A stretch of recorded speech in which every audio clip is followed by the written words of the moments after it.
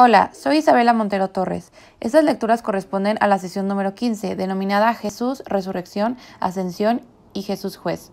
El primer texto es del Catecismo de la Iglesia Católica y se titula La Resurrección de Jesús. Las tres ideas principales del texto son las siguientes. La primera idea.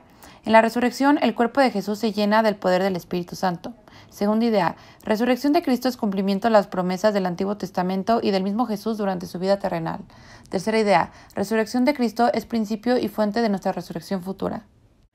Un resumen del texto es el siguiente. Se comienza hablando sobre el misterio de la resurrección de Cristo, siendo este un acontecimiento real que tuvo manifestaciones históricamente comprobadas, como lo atestigua el Nuevo Testamento.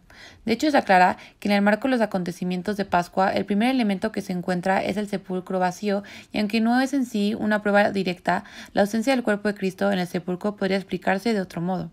Se aclara por ello que el sepulcro vacío ha constituido para todos un signo esencial, siendo por lo tanto su descubrimiento por los discípulos el primer paso para el reconocimiento del hecho de la resurrección. Un punto interesante a destacar es que María Magdalena y las santas mujeres que iban a embalsamar el cuerpo de Jesús enterrado en la tarde del Viernes Santo para la llegada del sábado fueron las primeras en encontrar al resucitado. Por todo lo anterior y ante estos testimonios, es imposible interpretar la resurrección de Cristo fuera del orden físico y no reconocerlo como un hecho histórico. En el siguiente apartado del texto se habla sobre el estado de la humanidad resucitada de Cristo, aclarando que Jesús resucitado establece con sus discípulos relaciones directas mediante el tacto y el compartir de la comida, tanto así que les invita así a reconocer que Él no es un espíritu. Esto permite a su vez que comprueben que el cuerpo resucitado con el que se presenta ante ellos es el mismo que ha sido martirizado y crucificado, ya que sigue llevando las huellas de su pasión. Sin embargo, es importante destacar que este cuerpo auténtico y real posee al mismo tiempo las propiedades nuevas de un cuerpo glorioso, por lo que no está situado en el espacio ni en el tiempo, pero puede hacerse presente a su voluntad donde quiere y cuando quiere, porque su humanidad ya no puede ser retenida en la tierra y no pertenece ya más que al dominio divino del Padre. Por lo anterior se entiende que Jesús resucitado es soberanamente libre de aparecer como quiere. Cabe destacar que la resurrección de Cristo no fue un retorno a la vida terrenal como en el caso de las resurrecciones que él había realizado antes de Pascua, como por ejemplo la hija de Jairo, el joven de Naín, Lázaro, puesto que estos hechos eran acontecimientos milagrosos, pero con la peculiaridad que las personas afectadas por el milagro volvían a tener por el poder de Jesús una vida terrenal ordinaria y por tanto en cierto momento volverán a morir. A diferencia de lo mencionado, la resurrección de Cristo es esencialmente diferente. En su cuerpo resucitado pasa del estado de muerte a otra vida más allá del tiempo y del espacio.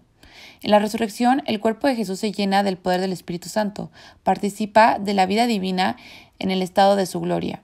Más adelante se habla sobre el sentido y alcance salvífico de la resurrección, afirmando con ello que la resurrección de Cristo es cumplimiento de las promesas del Antiguo Testamento y del mismo Jesús durante su vida terrenal.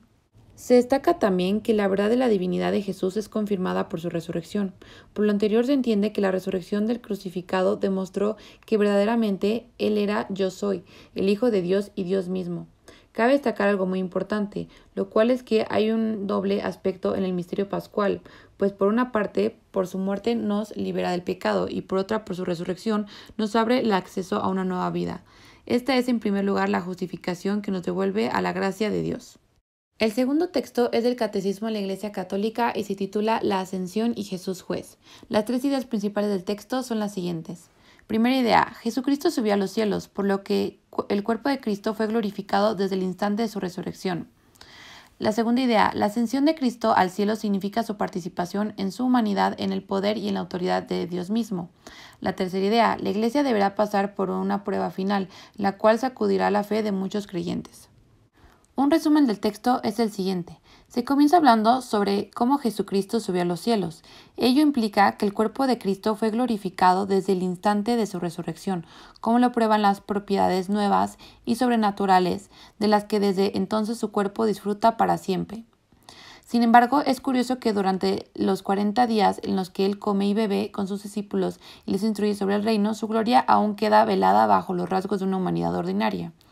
En este apartado se destaca además la última aparición de Jesús, la cual termina con la entrada irreversible de su humanidad en la gloria divina simbolizada por la nube donde Él se sienta para siempre a la derecha de Dios. Con respecto a lo anterior se entiende el por qué, debido a la importancia que tiene Cristo, solo éste ha podido abrir un acceso al hombre con Dios. En el siguiente apartado se destaca nuevamente la muerte de Cristo y cómo este acto de amor hizo que Cristo volviera a la vida para ser Señor de muertos y vivos.